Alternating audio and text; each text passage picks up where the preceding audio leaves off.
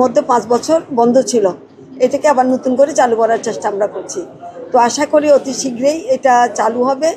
ওনাদের কাছে পেশেন্টও কিছু আছেন, সেগুলো তারা আরও বিভিন্ন প্রক্রিয়া আছে, সেগুলো করে তারা এই কাজটা শুরু করবেন এই সপ্তাহে কিংবা আগামী সপ্তাহের মধ্যে।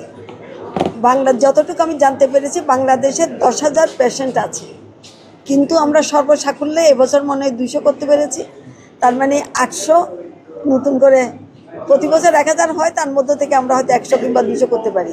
কাছে প্রতি বছরই রোগী জমা হতে আছে।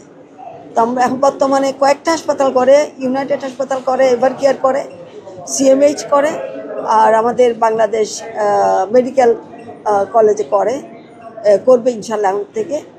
তো আমি আশা করব যে আমাদের সব কিছু সুন্দরভাবে হবে এবং ভালোভাবে আমরা রোগীদেরকে এই সার্ভিসটা দিতে পারবো। এটা খুব কস্টলি চিকিৎসা। সরকারের দিক থেকে আমরা একটা ফান্ড অ্যালোকেশন দিয়েছি। রোগীদের প্রতি আমার অনুরোধ থাকবে, যাদের সামর্থ্য আছেন তারা সুযোগটা নিতে যাবেন না, যাদের সামর্থ্য নাই তারা এখান থেকে সুযোগটা নেবেন। তাদের চিকিৎসা বাংলাদেশ মেডিকেল কলেজ থেকে দিয়ে যাবে তারা। ওটার আগে ম্যাডাম বলেছেন ইতিমধ্যে, যেটা আসলে চালু হওয়ার পরে কোভিড যখন আসে তখন কোভিড হসপিটাল হিসেবে পুরো হাসপাতালটাকেই কোভিড হসপিটাল রূপান্তরের কারণে এখানে যে সাধারণ অবকাঠামো ছিল সেগুলো ক্ষতিগ্রস্ত হয় এবং তখন এটা চেঞ্জ হয়ে যায়। তারপর যখন এটা 2023 সালে শুরু করার চেষ্টা করা হয় তখন দেখা যায় যে এখানে অনেক বেশি ইনফেকশন হওয়ার কারণে এবং এখানে যে ধরনের মূল যে চ্যালেঞ্জ সেটা অবকাঠামোগত অনেক ধরনের ক্ষতি হয়ে গেছে ইতিমধ্যে। সেই কারণে 23 শুরু করে অল্প কয়েকটা কেস করার পরেই এটা বন্ধ করে দেওয়া হয়। তারপরে যখন এখান থেকে আমাদেরকে জানানো হয়, আমরা দায়িত্ব নেওয়ার পরে আমরা জানতে পারি এটা সম্পর্কে, এবং তারপর এখানে পুরো ইনফ্রাস্ট্রাকচারটা পুনর্গঠন করে পুনর্স্থাপন করে যে সকল বিষয় রিপেয়ারেবল ছিল সেগুলো রিপেয়ার করে এটাকে এখন আবার প্রিপেয়ার করা হয়েছে। এটা এখন মোটা দাগে একটা আন্তর্জাতিক মানের একটা বিএমটি ইউনিট।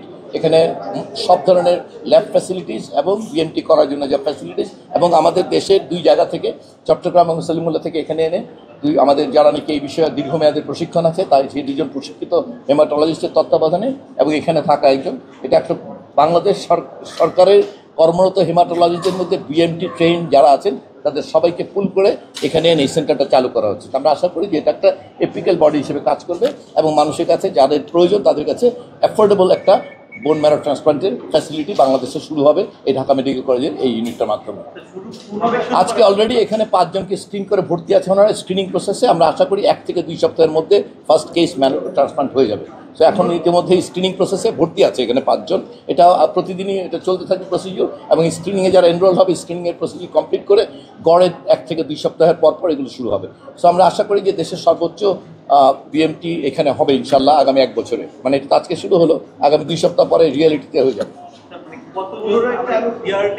এইভাবে বলা খুবই ডিফিকাল্ট, কারণ এটা 2টা ফ্যাক্টর আছে। একটা হচ্ছে আপনার এখানে যে ডোনার এবং তার যা নিজস্ব এগুলো পাওয়া। সেকেন্ডলি স্ক্রিনিংয়ে পাস করা, আপনাকে স্ক্রিনিং যদি ফেল করে স্ক্রিনিং যদি পুয়ার হয় আউটকাম খারাপ হবে। সে কারণে স্ক্রিনিং প্রসিডিওরটা লম্বা হবে একটু এবং স্ট্রিনজেন্ট হতে হবে। আর সেকেন্ডলি এটা এক্সপেন্সিভ। সো অনেক এলিজিবল পেশেন্ট আছে যারা হয়তো এটা বিয়ার করতে পারবে না, কারণ এটা যদিও আমরা এখন থেকে এটা ক্লিয়ার করে দিব যে সর্বনিম্ন একজন রোগী কত খরচ বহন করবে, বাকি কতটুকু সরকার বহন করতেছে এই ব্যাপারগুলো আসলে স্পষ্ট করা লাগবে, কারণ এগুলো যেহেতু অনেক ব্যয়বহুল চিকিৎসা। অতএব মোটা দাগে কতজন করা যাবে যে আমি বলা যায় না, তবে এটা আনুমানিক 1 বছরে 100 করার একটা সম্ভাবনা আছে আমরা আশা করি আর কি। এটা ডিপেন্ড করে, এটা বিটুইন 5 থেকে 7 লাখ টাকা সম্ভবত। রোগী টু রোগী ভ্যারি করবে, রোগীর আসলে কোন রোগের জন্য। আরেকটা ব্যাপার বোঝা দরকার, এটা একটা সাধারণ বিভিন্ন রোগে এই চিকিৎসাটা করা হয়। সেটা কোন রোগের চিকিৎসা করা হচ্ছে সেটার উপরে নির্ভর করবে, এবং কোন ওষুধগুলো তার লাগবে, কতগুলো তার প্রিপারেশনে লাগবে, কতগুলো অপারেশন পরে লাগবে, এই সব মিলে আসলে খরচটা সেটা বলা এক্স্যাক্টলি ডিফিকাল্ট হবে ওইভাবে অ্যাক্টিভিটি।